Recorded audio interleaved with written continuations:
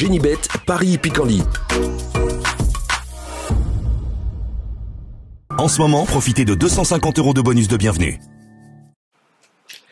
Bonjour à tous et ravi de vous retrouver sur canalturf.com. Nous allons parler du programme de ce vendredi 2 juin. Quintet Plus de très bonne facture sur l'hippodrome de Paris-Vincennes, avec des trotteurs de premier plan au départ. Nous évoquerons donc cette rencontre dans la première partie de l'émission. Et dans la deuxième, je vous transmettrai, j'aurai des informations concernant la réunion de Vincennes, bien sûr, la réunion principale, mais également pour Nancy, la réunion 3, où j'ai pu m'entretenir avec certains entraîneurs affichant une très belle confiance. Nous évoquerons donc ces coups de cœur dans la seconde partie de l'émission. Sachez par ailleurs que vous pouvez partager ce programme, le liker, et ce via nos différents réseaux sociaux. Vous en avez désormais l'habitude, avec notamment Facebook ou Twitter, ne vous en privez surtout pas. Le Quintet Plus de ce vendredi 2 juin, je vous le disais, il est bien composé, c'est le prix Pitia. J'aime beaucoup le numéro 12, Oracle Till, disqualifié rapidement dans le premier tournant, dernièrement à La Rochelle. Il faut impérativement le racheter. Un cheval qui a montré sa qualité à Vincennes, il a d'ailleurs couru 7 fois à Vincennes pour déjà 4 victoires et 2 places de deuxième. Même s'il a parfois tendance à un petit peu trop tirer dans un parcours, c'est un cheval qui, à mon avis, peut vite se hisser au niveau des groupes. Ici, le retard de gain est manifeste, il doit pouvoir en combler une partie. Il est dans ce lot, le 12 Oracle Till, candidat très sérieux à la victoire. On lui posera logiquement le numéro 14, Gaspard de Brion, autre valeur sûre à ce niveau, autre base de jeu. Il a couru 12 quintés pour déjà 8 podiums, du 8 sur 12 dans les 3 premiers, mais également 5 succès. Il est très efficace lorsqu'il court pieds nus, l'engagement est très favorable. Bref, ici, c'est également une base de jeu, sa place est sur le podium.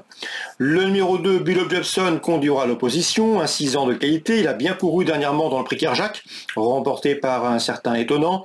Le cheval dispose d'un très bon finish lorsqu'on lui masque l'effort sur un bout vite qu'il peut parfaitement accompagner et pourquoi pas donner du fil à retordre aux 2 précédents cités. 3 bases de jeu à mon avis très solides pour ce quintet, le 12 Oracle Tile, le 14 Gaspard de Brion et le numéro 2 Bill Jepson.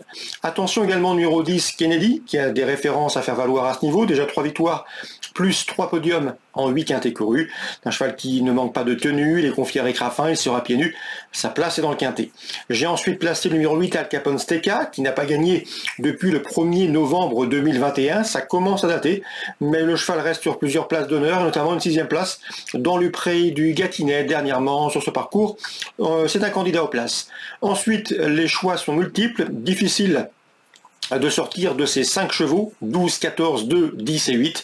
Personnellement, j'ai retenu le 11 Equinox GL, arrêté d'août 2022 à mai 2023.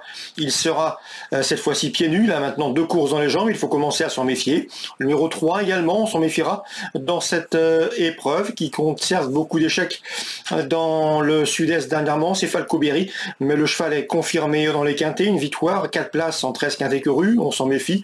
Et le numéro 7, Grand Art, qui partira une code outsider. Attention à lui, il n'est pas hors d'affaire pour l'obtention d'une 4e, 5e place. Notez qu'il a bien fini dernièrement, se classant en 7e du prix du Rouergue, terminant non loin de Oracle Tile, Kennedy, Bill Jepson, Bill Jepson, oui c'est ça, ou encore, non c'était Al Capone Steka, ou encore dans cette épreuve Gaspard de Brion, qu'il retrouve ici. Donc c'est un trublion en puissance. Résumé chiffré 12, 14, 2, 10. Devant le 8, le 11, le 3, le 7. En canot partant, je citerai le numéro 13, Eddy du Pomereux. On se retrouve maintenant pour les coups de cœur. En ce moment, profitez de 250 € de bonus de bienvenue. Voici désormais mes informations et conseils de jeu pour ce programme du vendredi 2 juin. On commence par l'hippodrome de Paris-Vincennes. Dans la première, l'épreuve d'ouverture. Souvenez-vous, Vincent Seguin avait été confiant dernièrement avec le 104 Gloire du Perche. La jument a répondu présent puisqu'elle reste sur 2 succès.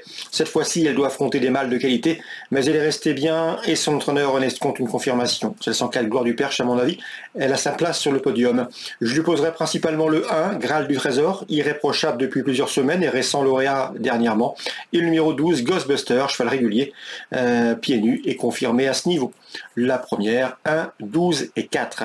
Dans le prix Victor Cavet, une épreuve de groupe 2, je ferai confiance aux chevaux qui ont été les protagonistes du dernier prix Louis Fortunal, le 7 Yes We Can et le numéro 9 Inshore, affiché premier et deuxième ce jour-là. À mon avis, Inshore peut prendre sa revanche sur son contemporain.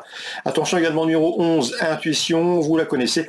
Elle a remporté le prix des élites au mois de septembre et elle vient d'effectuer une bonne course de rentrée dans le prix Jean Gauvreau, 6 classant deuxième. Donc la quatrième course, le 9, le 7 et le 11. Dans la cinquième, le 512 Géduisant est un trotteur qui a toujours été préservé. Il ne surprendrait pas en signant ici une quatrième victoire consécutive. Et dans la sixième, j'ai pu m'entretenir récemment avec Stéphane Bourlier. Nous avons parlé de son protégé, le 15 Imoko Giblo, qui fait partie de ses espoirs, de ses meilleurs à l'écurie. Un cheval qu'il estime beaucoup, qui a montré sa qualité à Vincennes. Il est fait pour Vincennes. Il faut lui pardonner sa dernière prestation infructueuse. Il trouve ici l'occasion de se racheter et de pourquoi pas renouer avec la victoire. Le 615 Imoko Giblo. À mon avis, ses principaux opposants seront italiens. On passe maintenant à Nancy, c'est la Réunion 3. Yannick Desmet aime beaucoup le 108 Orsi Royal, le cheval est revenu au mieux, il vient d'ailleurs de s'imposer sous la selle avec facilité à Amiens. Corde à droite, pas de souci. C'est un candidat au succès. Et Yannick Desmet est confiant que le 108 Orsi Royal. Pavel Tamsin m'a parlé en bien également du 611 Josco Deschasses, qui reste sur des sorties infructueuses, mais attention, c'est un cheval qu'il aime beaucoup, qui d'après lui est capable de prendre pas mal d'argent au cours des prochaines semaines, et il sera pieds nus. Mieux vaut donc s'en méfier à mon avis, il peut intégrer un podium à une très belle cote. Dans cette épreuve, j'ai pu également m'entretenir avec Luc Ronens, qui est confiant que le 10 Jackpot Démon. Le cheval vient de s'imposer à Lens. C'est un cheval qui d'après lui est meilleure corde à droite que corde à gauche. Il est confiant. Son interview sera certainement disponible là aussi sur canalturf.com. Dans cette même épreuve, attention également au numéro 8, Jerimo, qui a montré par le passé qu'il avait la pointure largement d'une course comme celle-ci. Dans la sixième, le 8, le 10 et le 11 seront mes trois préférés, avec pourquoi pas des couplets à tenter. Concernant Thomas Coulon, il présente le 707 idéal de Fouque, le cheval est bien, le cheval sera pieds nus, il est bien engagé au premier poteau, l'entraîneur est assez confiant, là aussi je pense que vous pourrez lire les informations fournies par son mentor. Pour ce 707 idéal de Fouque, il aura une cote intéressante, pourquoi pas le tenter dans vos différents jeux combinés, couplés, trio ou autres, l'entraîneur est loin d'être négatif.